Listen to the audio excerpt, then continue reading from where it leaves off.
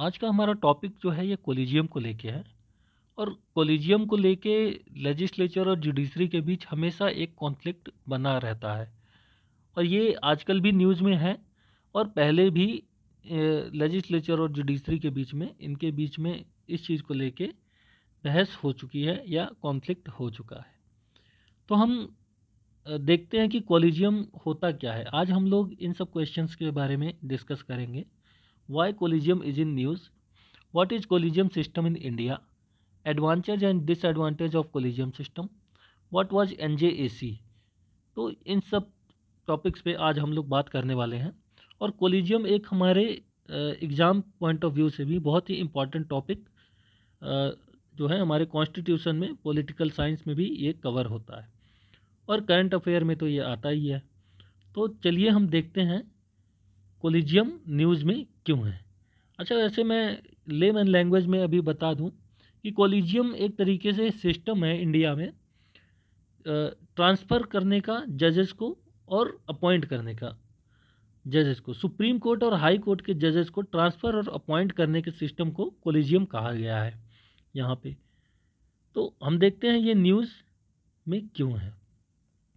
तो ये बात शुरू होती है लास्ट ईयर से, जहाँ पे जस्टिस कुरैशी की इन्वॉल्वमेंट होती है। तो जस्टिस कुरैशी जो हैं ये राजस्थान हाई कोर्ट के चीफ जस्टिस थे फ्रॉम अक्टूबर 12 टू 2021 से लेके मार्च 6 2022 तक। तो इसके पहले क्या था कि ये त्रिपुरा हाई कोर्ट के चीफ जस्टिस थे, लेकिन ये क्योंकि सीनियरिटी लेवल पे, ऑल इंडिया सीनियरिटी लेवल पे नंबर 2 पर आते थे, तो इनको सुप्रीम कोर्ट का जज अपॉइंट होना चाहिए था। क्योंकि हम लोग देखते हैं कि सीनियरिटी लेवल पर ही जो है चीफ जस्टिस जो है वो अपॉइंट होते हैं और सीनियरिटी लेवल पर ही सुप्रीम कोर्ट में जजेस ज़्यादातर रिकमेंड किए जाते हैं। तो इनको जो है सुप्रीम कोर्ट में अपॉइंट होना था, लेकिन गवर्नमेंट की पॉलिसीज़ की वजह से गवर्नमेंट ने इनके नाम पे ऑब्जेक्शन किया, तो इनका नाम जो है उस लिस्ट से हटा दिया गया था। तो हम देखते हैं कि जैसे ही 2021 अगस्त में जस्टिस एन.वी. रमन्ना के 4 मंथ सीजीआई बनने के बाद ही तो कोलिजियम ने जो 9 नेम्स जो है रिकमेंड किए थे उसमें कुरैशी का नाम जो है ड्रॉप आउट कर दिया। और हालांकि सीनियर थे, ये ऑल इंडिया लिस्ट सीनियरिटी में इनका नाम था हाई कोर्ट के जजेस में। तो इनको जो है सुप्रीम कोर्ट में जाने से रोक दिया गया और इनका ट्रांसफ़र जो है त्रिपुरा हाई कोर्ट से राजस्थान हाई कोर्ट कर दिया गया। अब फरवरी 2022 में Rajasthan high court had initiated the process of appointment of 8 advocates. तो बार से, जैसे हम जानते हैं कि बार से जो है जो एडवोकेट्स जो काम अच्छा काम किए रहते हैं उनको जो है हाई कोर्ट में एलिवेट किया जाता है जजेस के लिए। तो यहाँ पे राजस्थान हाई कोर्ट ने फरवरी 2022 में, यहाँ पे जो है डेट्स को समझना हमें बहुत ज़रूरी है। देखिए यहाँ पे जो चीफ जस्टिस कुरैशी का जो टेन्योर है वो मार्च 6 2022 को ख़त्म हो रहा है और इनके ही टेन्योर में फरवरी 2022 में ही हाई कोर्ट के 8 जजेस को अपॉइंट करने का जो है प्रोसेस इनिशिएट किया जाता है। तो इसी चीज़ को लेके यहाँ पे कॉन्फ्लिक्ट है। तो इनके नेम जो रिकमेंड किए गए वो जो है कोर्ट को भेजे गए, चीफ जस्टिस डी.वाई. चंद्रचूड़ को भेजे गए कि ये पर्सन्स जो है ये हाई कोर्ट में हाई कोर्ट में जजेस बनने के कैपेबल हैं। इनका नाम रिकमेंडेड लिस्ट में चीफ जस्टिस को भेजा गया। अब चीफ जस्टिस ने इनके नाम को गवर्नमेंट के पास भेजा जो है इनको फॉर्मली जो है अपॉइंट करने के लिए। तो गवर्नमेंट ने यहाँ पे जो है ऑब्जेक्शन रेज किया। गवर्नमेंट ने कहा कि ये जस्टिस अकील कुरैशी जी के जो है रिटायरमेंट के कुछ दिन पहले ही इनके नाम को जो है इनिशिएट किया गया है, तो इसीलिए जो है इनके नाम पे ऑब्जेक्शन उठाया गया।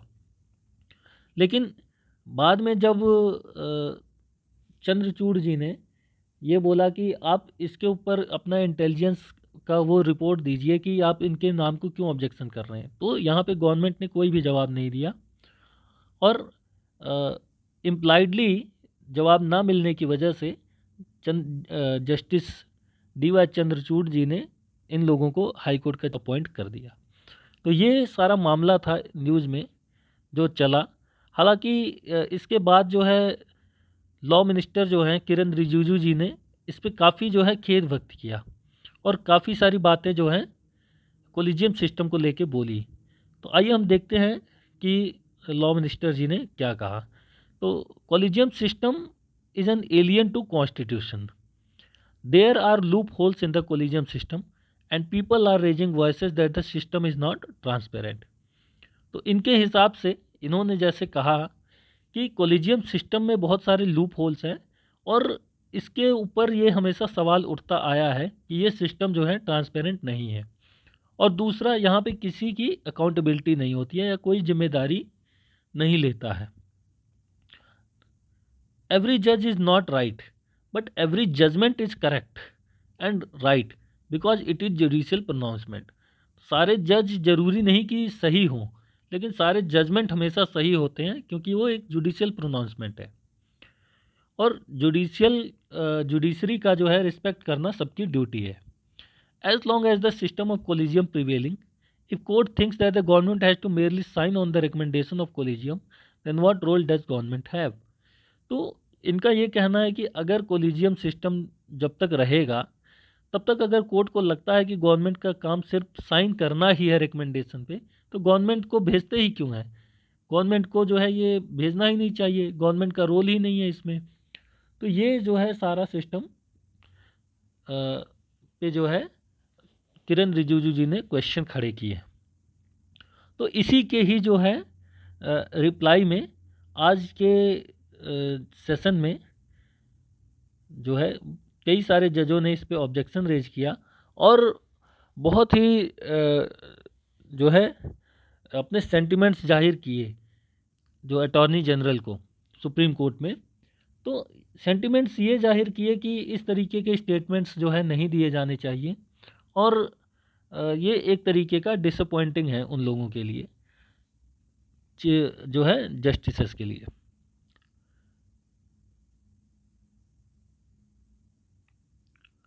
तो आइए अब हम लोग देखते हैं कि कोलिजियम सिस्टम आखिर है क्या, जिसको लेके इतना जो है बवाल मचा हुआ है। What is collegium system in India? Collegium system is a system under which appointments, elevation of जजेस, lawyers to the Supreme Court and transfer of judges of High Court and Apex Court are decided by a forum of Chief Justice of India and the 4 senior most judges of the Supreme Court. There is no mention of the collegium either in the original Constitution of India or in successive amendment. तो collegium system का जो जिक्र है हमारे constitution में एक भी बार कहीं भी नहीं है और ये एक तरीके का सिस्टम है जिसमें हाई कोर्ट और चीफ जस्टिस, हाई कोर्ट और सुप्रीम कोर्ट में जजेस का अपॉइंटमेंट होता है, एलिवेशन होता है और उनका ट्रांसफ़र किया जाता है। अगर हम हाई कोर्ट की बात करें तो हाई कोर्ट में जजेस का अगर ट्रांसफ़र करना है या उनको जो है अपॉइंट करना है तो 3 जजेस का जो है कोलिजियम रहता है, जिसमें एक सीजीआई होते हैं और 2 सीनियर मोस्ट जजेस होते हैं in consultation with chief justice of that particular high court, जिसमें जो है जज को अपॉइंट करना है। ये एक कोलिजियम सिस्टम की तरह काम करता है। जबकि अगर सुप्रीम कोर्ट की बात करें तो सुप्रीम कोर्ट में chief justice plus 4 senior most जजेस की जो है कोलिजियम रहेगी। तो एक तरीके से कोलिजियम जो है एक सिस्टम है जो अपॉइंटमेंट और ट्रांसफ़र ऑफ जजेस के लिए जिम्मेदार है। अब हम देखते हैं कि हमारे कॉन्स्टिट्यूशन में तो कोलिजियम जैसा कोई वर्ड है नहीं, तो ये कोलिजियम सिस्टम बॉर्न कैसे हुआ? तो इसके लिए हमें चलना पड़ेगा फर्स्ट जजेस केस में। और फर्स्ट जजेस केस जो था वो 1982 में जो है आया था, SP Gupta versus union of India, ये इसका फॉर्मल नेम है। इसमें ये कहा गया, अच्छा इसके पहले कैसे जजेस अपॉइंट हुआ करते थे? इसके पहले मेनली क्या होता था कि जो भी जज जो है सीनियरिटी में ऊपर के पोजीशन पे आते थे उनको जो है अपॉइंट कर दिया जाता था सुप्रीम कोर्ट में जज, और चीफ जस्टिस भी इसी तरीके से अपॉइंट किए जाते थे। लेकिन जैसे ही जो है ये केसेस आए, एसपी गुप्ता का केस आया या इसके पहले भी जो है, जैसे हम बात करें इंदिरा गांधी की गवर्नमेंट में जब इमरजेंसी के टाइम में जब लगाई थी इमरजेंसी अराउंड 1975 में। तो इसमें क्या हुआ था कि 2-3 सीनियर मोस्ट जजेस को छोड़ के एक जो है चौथे नंबर के या तीसरे या चौथे नंबर के जज को जो है चीफ जस्टिस बना दिया गया था। शायद उनका नाम रे था, जस्टिस रे। तो इस तरीके का जो है उन्होंने सिस्टम जो है इंट्रोड्यूस किया। मतलब थोड़ी सी कंट्रोवर्सी आ गई इसी चीज़ को लेके, क्योंकि इससे पहले इमरजेंसी के पहले तो जो है सीनियरिटी लेवल पर ही चीज़ें होती रहीं, लेकिन यहाँ पे जो है थोड़ा सा चेंज किया गया। तो 1982 का जो केस है इसमें जो है इस चीज़ को लेके चैलेंज किया गया था। तो इसमें ये बताया गया कि जो ओरिजिनल पावर है, सोल पावर जो है वो अपॉइंटमेंट ऑफ जजेस का जो है वो एग्जीक्यूटिव के पास है, और एग्जीक्यूटिव मीन्स प्रेसिडेंट के पास है। तो प्रेसिडेंट ही जो है इसको अपॉइंट करेंगे। इसमें जो है जो कंसल्टेशन किया जाता है दूसरे जजेस का, जैसे सीनियर मोस्ट जजेस का, कि इनको जो है हाई कोर्ट में अपॉइंट होना है कि नहीं होना है, वो उससे जो है इनके इसके फैसले पे कोई फ़र्क नहीं पड़ेगा। मतलब एग्जीक्यूटिव के फैसले पे कोई फ़र्क नहीं पड़ेगा, और वो जो है जो उसका ओपिनियन होगा जज का, वो जो है एग्जीक्यूटिव यानी प्रेसिडेंट के ऊपर बाउंड नहीं होगा। तो इस केस में जो है ये हेल्ड किया गया कि court held that consultation does not mean concurrence and it only implies exchange of views. तो यहाँ पे एग्जीक्यूटिव का जो डिसीजन होगा उसको जो है फाइनल किया गया, और एग्जीक्यूटिव को जो है सोल अपॉइंटमेंट जो है सोल पावर दे दिया गया अपॉइंटमेंट का, जजेस के अपॉइंटमेंट का। क्योंकि यहाँ पे जो है दूसरे जजेस का जो सीनियर मोस्ट जजेस का जो पॉइंट ऑफ व्यू जो है उस वो बाइंडिंग नहीं था। ये जो है इस केस में हेल्ड किया गया। लेकिन अब जैसे इस केस में जैसे ये हुआ कि जब सोल पावर एग्जीक्यूटिव के पास आ गया, तो इसमें जो है पॉलिटिकल इन्वॉल्वमेंट जो है होने लगा। क्योंकि इससे क्या होगा कि अगर मान लीजिए सीनियर लेवल पे जज को अपॉइंट नहीं किया गया, तो दूसरे किसी पर्सन को अपॉइंट किया गया जो गवर्नमेंट को फेवर करता है, या फिर जो पर्सन जो प्रेसिडेंट है, जिस गवर्नमेंट के प्रेसिडेंट हैं, वो किसी ऐसे पर्सन को अपॉइंट करेंगे तो वो जो है गवर्नमेंट को फेवर ना करे, गवर्नमेंट के सारे डिसीजंस में जो है वो साथ ना दे, गवर्नमेंट के गलत कामों में भी साथ ना दे। तो इससे क्या है कि इसमें पॉलिटिकल इन्वॉल्वमेंट होने लगा। फर्स्ट जजेस केस जो था एक तरीके का जो है सेटबैक था जुडिशरी के लिए, जो जुडिशरी की पावर को कम करता था। तो सेकंड जज बेंच में क्या हुआ, सेकंड जजेस केस जो आया उसमें जो है इस डिसीजन को जो है रिवर्स कर दिया गया। अपॉइंटमेंट ऑफ जो जजेस होंगे उनका जो है सोल डिस्क्रिशन जो प्रेसिडेंट के पास था उसको जो है रिवर्स कर दिया गया, और ये कहा गया कि कंसल्टेशन जो किया जाना चाहिए, जो कंसल्टेशन जो ओपिनियन जो देते हैं जजेस, सीनियर जजेस, सीनियर मोस्ट जजेस ऑफ सुप्रीम कोर्ट, उसको जो है इतना जल्दी मतलब इतना इजीली जो है उसको नेगलेक्ट नहीं किया जा सकता। मतलब उनके जो एडवाइस हैं उनकी भी कुछ वैल्यू है, और उसको जो है फुल और फ्लैश्ड अपॉइंट फुल और इम्पैक्टफुल तरीके से जो है उसको लागू करना पड़ेगा गवर्नमेंट को। The court reverse its earlier ruling change the meaning of the word consultation to concurrence, hence it ruled the advice tendered by the CJI is binding on the president in matters of appointment of supreme court judges। तो यहाँ पे जो advice chief justice of India consultation के through देंगे वो president के ऊपर अब जो है अब इस केस में बाइंड कर दिया गया। लेकिन यहाँ पे और भी जो है कंडीशन लगा दी गई, but any such advice would be tendered after CJI consults with 2 of his senior most जजेस। It was also decided in the case that President should appoint the senior most judge in the Supreme Court as the CJI।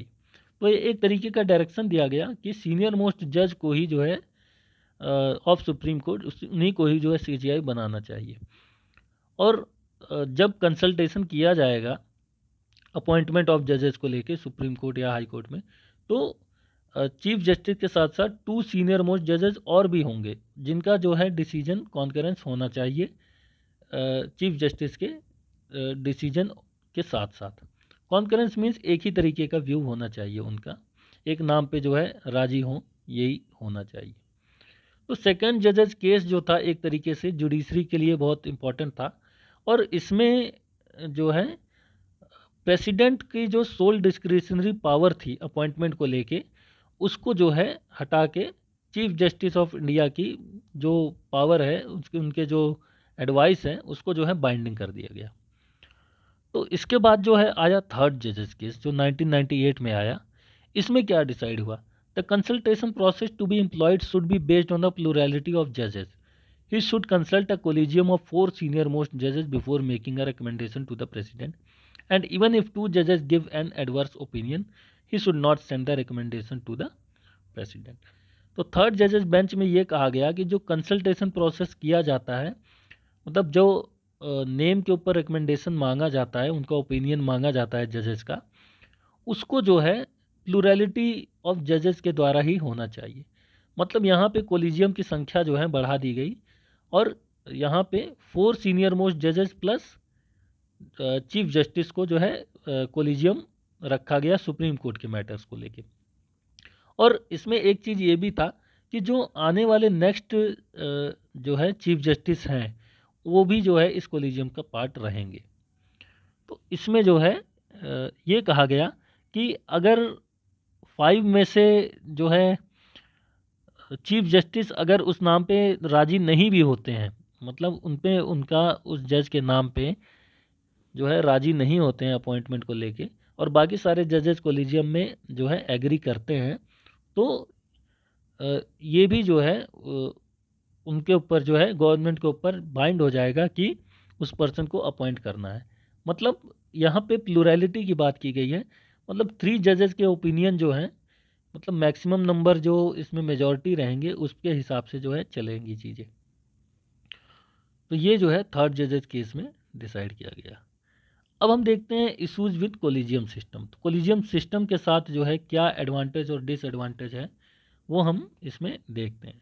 एक तो ये extra constitutional और non constitutional body है, जैसे कि मैंने ऊपर बताया कि ये जो है कॉन्स्टिट्यूशन में इसका कहीं भी एक भी बार जिक्र नहीं है, और इसको जो है फोर्स के द्वारा सुप्रीम कोर्ट के जजमेंट के द्वारा इसको जो है पिक्चर में लाया गया है। नो सीट फॉर नॉन जज। There is no seat in the collegium for any non जज, neither from the executive, the bar etcetera. This violate the principle of checks and balance. तो इसमें जो कोलिजियम सिस्टम बनाया जाता है recommendation के लिए, जो जिसमें जो है ओपिनियन लिया जाता है, एडवाइस लिया जाता है कोलिजियम का, तो उसमें जो है ये कोई भी जो है नॉन जज पर्सन नहीं होता है, मतलब सारे के सारे जजेज ही होते हैं जो जजेस को अपॉइंट करते हैं। नेक्स्ट जो है इसमें ओपेकनेस है, ट्रांसपेरेंसी नहीं है इसमें। जितने भी जो है डिस्कशन किए जाते हैं वो जो है क्लोज डोर के अंदर होते हैं। नेपोटिज्म इसमें बहुत ज़्यादा है, भाई भतीजावाद, और इसी के द्वारा ही हम देखते हैं कि हमेशा जो है ज़्यादातर एक फैमिली के जो जज हैं वो दूसरे, मतलब जो अभी के जज हैं या आने वाली पीढ़ियां हैं जजेस की, वो एक दूसरे से लिंक होते हैं। मतलब नेपोटिज्म भाई भतीजेवाद की वजह से जो है ये इसमें जो है ज़्यादा जो है नेगेटिव इम्पैक्ट पड़ता है। Overlooks talent. तो इसमें जो है जो जूनियर जजेस हैं, जो एडवोकेट्स हैं, जो बहुत अच्छा काम कर रहे हैं, उनको भी जो है मौका नहीं मिल पाता है जज अपनी जजशिप दिखाने का और अपनी लॉज को ठीक से इम्प्लीमेंट करने का। अब देखते हैं इशूज़ विद जुडिशियल अपॉइंटमेंट। तो जुडिशियल अपॉइंटमेंट के साथ क्या क्या दिक्कतें हैं? एक तो बायस्ड कोलिजियम है, successive collegium not putting fourth names disliked by the government. तो जो कोलिजियम सिस्टम है वो एक तरीके के बायसनेस का काम करता है।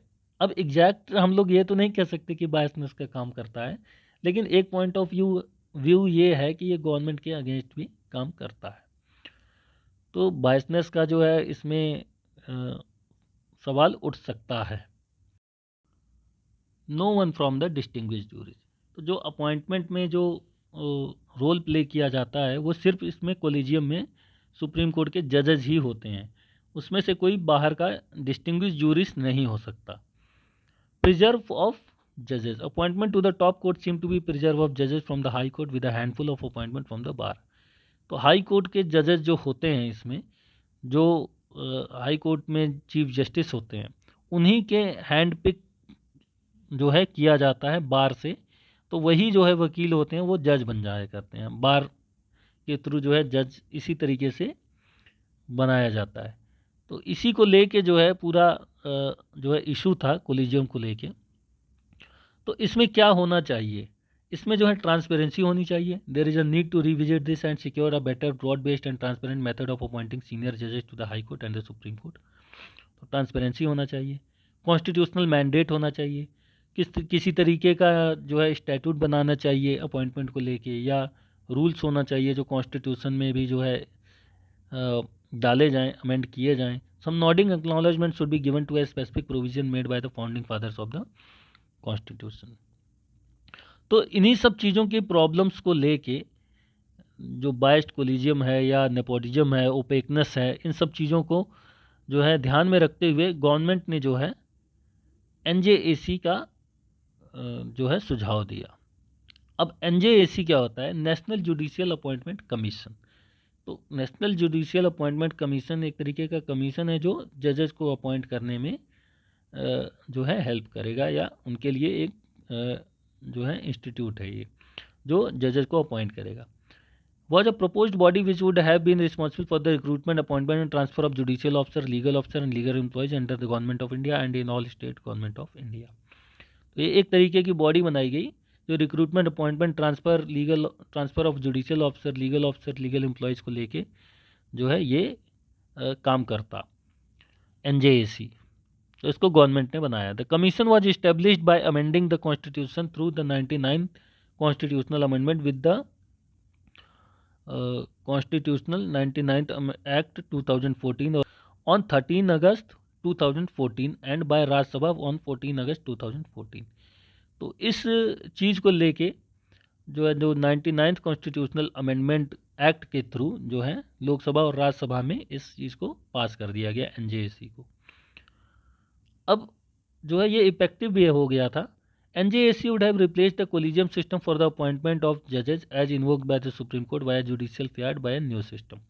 तो collegium system को replace करते हुए NJAC को गवर्नमेंट ले आई। Along with the Constitutional Amendment Act, the NJAC Act 2040 was also passed by Parliament of India to regulate the function of National Judicial Appointment Commission। तो इसको जो है पार्लियामेंट ऑफ इंडिया के द्वारा पास कर दिया गया था। NJAC bill and the constitutional amendment bill was ratified by 16 of the state legislature in India and subsequently assented by the President of India Pranab Mukherjee on 31st December 2014। तो ये act जो था इसको प्रेसिडेंट प्रणब मुखर्जी ने 31 दिसंबर 2014 को acceptance दे दी, और साथ साथ इसको जो है 16 स्टेट लेजिस्लेचर ने भी रेटिफाई किया। The NJC act and The Constitutional Amendment Act came into force from 13 April 2015। तो 13 अप्रैल 2015 से NJAC जो है वो लागू हो गया था, फोर्स में आ गया था। On 16 October 2015, the Constitution Bench of Supreme Court by a 4:1 majority upheld the collegium system and struck down the NJAC as unconstitutional after hearing the petition filed by several persons and bodies with supreme court advocate on record association being the first and lead petitioner. तो इसमें जो है on 16 अक्टूबर 2015 को जो constitution bench है supreme court का 5 जजेस का जो बेंच था, जिसमें justice JS Khehar, MB Lokur, Kurian Joseph, AK Goyal, इन्होंने मिलके जो है 99 कॉन्स्टिट्यूशनल अमेंडमेंट यानी NJAC को अनकॉन्स्टिट्यूशनल डिक्लेयर कर दिया। तो अब जो है फिर से जो है कोलिजियम सिस्टम यहाँ पे रिवाइव हो गया। तो NJAC जो है जो पिक्चर में आया था, जो गवर्नमेंट के द्वारा जो बॉडी बनाई गई थी अपॉइंटमेंट्स को लेके, इसका जो है एक बहुत ही डिटेल एक वीडियो में लेके आऊँगा कि NJAC में क्या था। हालांकि वैसे अभी NJAC पिक्चर में नहीं है, NJAC को अनकॉन्स्टिट्यूशनल डिक्लेयर कर दिया गया है, और अभी जो है कोलिजियम सिस्टम फिर से जो है रिवाइव हो चुका है। लेकिन अभी फिर से गवर्नमेंट और जो लेजिस्लेचर है, एग्जीक्यूटिव है, और जो जजेज हैं सुप्रीम कोर्ट के, कोलिजियम के जो जजेज हैं, इनके बीच में कॉन्फ्लिक्ट अभी फिर से बना हुआ है। इवन यहाँ तक एक जज ने ये भी कहा कि क्या आप जो है NJAC जो हमने लॉ जो है अनकॉन्स्टिट्यूशनल किया है, क्या आप उसी का ही हमसे जो है एक तरीके का जो है रिवेंज ले रहे हैं, इस तरीके के कमेंट करके। तो कोलिजियम सिस्टम जो है स्टार्टिंग से ही एक बैक साइड में रहा है। इसमें अपॉइंटमेंट जो है कभी ट्रांसपेरेंट तरीके से नहीं किया गया। लेकिन जिस तरीके से NJAC जो बनाया गया, उसमें जो मेंबर जो सेलेक्ट किए गए थे, उसमें गवर्नमेंट के भी मेंबर्स थे, यानी लॉ मिनिस्टर भी उसमें एक मेंबर थे। तो इस तरीके से क्या होता कि गवर्नमेंट का इन्वॉल्वमेंट जो है अपॉइंटमेंट ऑफ जजेस में एक्टिव इन्वॉल्वमेंट हो जाता, और उससे क्या होता कि एक तरीके से जो है जजेस पार्शियलिटी कर सकते थे गवर्नमेंट के साथ। क्योंकि अपॉइंटमेंट ऑफ जजेस में अगर गवर्नमेंट अपनी मनमानी करेंगे, तो जो जिन जजों को जो है गवर्नमेंट चुनेगी, वो तो सीधी बात है उनका ही फेवर करेंगे। तो यहाँ पे पार्शियलिटी नहीं रह जाएगी और इंडिपेंडेंस भी नहीं रह जाएगा। तो इंडिपेंडेंस ऑफ जुडिशरी जो है ये बहुत ही ज़रूरी है, क्योंकि ये एक तो बेसिक स्ट्रक्चर ऑफ कॉन्स्टिट्यूशन भी है, उसमें जो है ये बताया गया है कि जुडिशरी की इंडिपेंडेंस बहुत ज़रूरी है। लेकिन ऐसा भी नहीं है कि जजेस सब मिलकर ही खुद ही अपने जो है भाई को डिसाइड कर लें कि हम ही जो है उस पोजीशन पे रहें, और कोई जूनियर जज जो काबिलियत रखता हो वो उस पोजीशन पे ना आ पाए। एक तरीके से नेपोटिज्म का जो सिस्टम बना हुआ है अभी भी सुप्रीम कोर्ट और हाई कोर्ट में, हम देखते ही हैं कि नेपोटिज्म से पूरा जो है ये सब चीज़ें पहले से ही इसमें मौजूद हैं। तो ऐसा भी नहीं होना चाहिए कि कोलिजियम के उसमें जो है ये अपने ही जो है लोगों को चुनते रहें बार बार। तो इस तरीके की चीज़ें जो हैं समाज में, जैसे ये एक बॉडी है जुडिशरी, एक बहुत इम्पॉर्टेंट बॉडी है जो हमारे लाइफ में, हमारे लॉज में, हमारे कंट्री में बहुत इम्पॉर्टेंट रोल प्ले करती है। एक तरीके से गार्जियन है हमारा, मतलब गार्जियन ऑफ कॉन्स्टिट्यूशन है, जो चेक एंड बैलेंस हमेशा गवर्नमेंट के ऊपर लगा के रखता है। तो इस पर भी जो है कुछ सवाल और जो है उठते हैं। ये एक डिस्कशन का इशू है और डिबेट का इशू है। तो अगर कोलिजियम को हमें नहीं रखना है इसमें, तो सीधी सी बात है हमें कुछ और सिस्टम के बारे में सोचना पड़ेगा, क्योंकि NJAC से तो नुकसान होता। गवर्नमेंट की इन्वॉल्वमेंट अगर इसमें हो जाती है अपॉइंटमेंट ऑफ जजेज में, तो ये इंडिपेंडेंट जुडिशरी नहीं रह जाता। तो NJAC तो किसी तरीके से ठीक नहीं था, मेरे ख्याल से जजों ने ठीक ही किया इसको जो है अनकॉन्स्टिट्यूशनल डिक्लेयर करके। लेकिन कोलिजियम पर भी जो है किरण रिजिजू द्वारा जो उठाए गए सवाल हैं ये जस्टिफाई है। तो ये था हमारा आज का लेक्चर। अब मिलते हैं नए वीडियो में और नए टॉपिक के साथ। वैसे इस टॉपिक पर भी आगे के वीडियो जो है आ सकते हैं, क्योंकि ये अभी जो है कोर्ट में मामला फंसा हुआ है, कोर्ट में जो है इस पे बहस चल रही है। तो आगे कुछ ऐसा नया कुछ डेवलप होगा तो उसको जो है हम ज़रूर लेकर आएंगे आपके सामने। तब तक के लिए जय हिंद, जय भारत, थैंक यू।